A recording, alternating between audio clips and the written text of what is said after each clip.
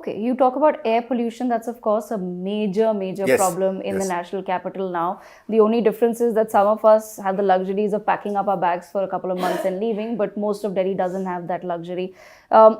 What is then the Congress's plan if you come to power in Delhi? Will you say take on the farmers of Punjab and Haryana, take them to Look, task? first of all, the farmers of Punjab and Haryana are not a major contributor to pollution.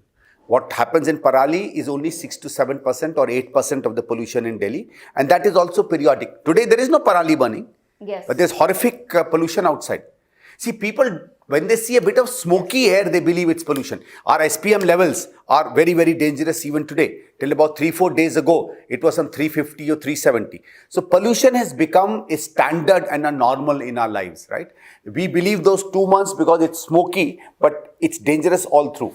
5 or 6 things that we did in the past, and that is what we can quite easily do even now, is one, ease out traffic.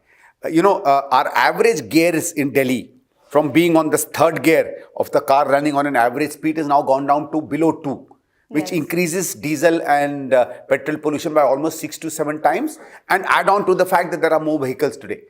Once you start easing out traffic bottlenecks through much better, better planned contextual infrastructure of the 2010s was different from what we may need today in different circumstances. You start easing traffic and getting it, what is called tailpipe emissions, get reduced substantially, okay, including two-wheelers.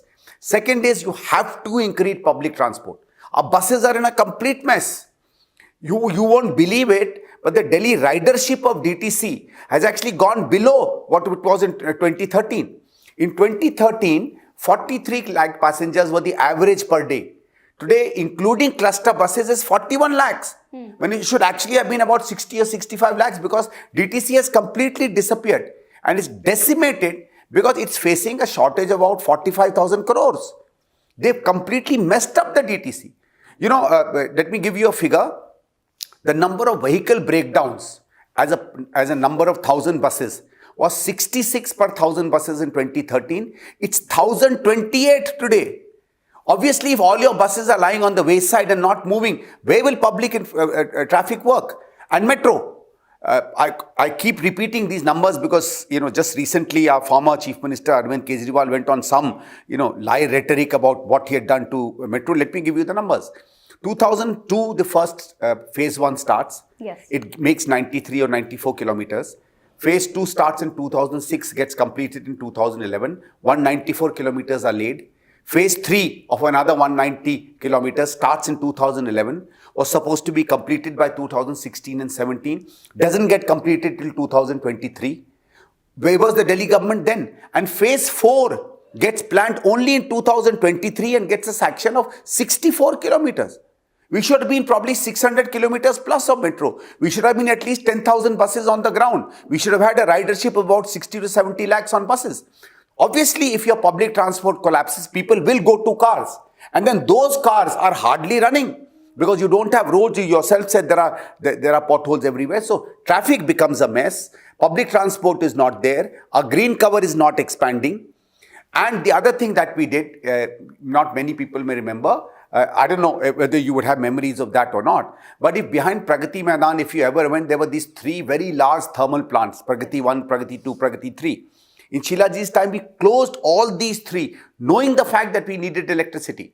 And in place of that, one 330 megawatt CNG plant was put up there, and 2 plants totaling about 650 megawatts of CNG was started in Bhavana 1 and Bhavana 2. So there was a greenification of our power production. I don't see any greenification of any new power production happening. The other thing we will have to do is, within a 300 square kilometer range of Delhi, there are a large number of thermal power plants whose technologies have become old. I'm told there are new kinds of technologies available that can reduce thermal power emissions by almost 60%. I'm forgetting the name of that. So if there is a Delhi government that talks to other states without abusing them, that only doesn't keep telling UP that, your Parali is killing us without even knowing about what they did in Punjab. If it stops blaming Haryana all the time for its water mess and its own mess and talks to them decently like a government to government, you can get things done. Okay, so then I think some of that is the kind of work we'll have to do.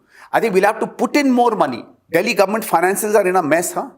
If I tell you the numbers, they're actually quite horrifying. We don't have money left for anything. And when some of these freebies kick in, I don't know where the money will come for even basic salaries.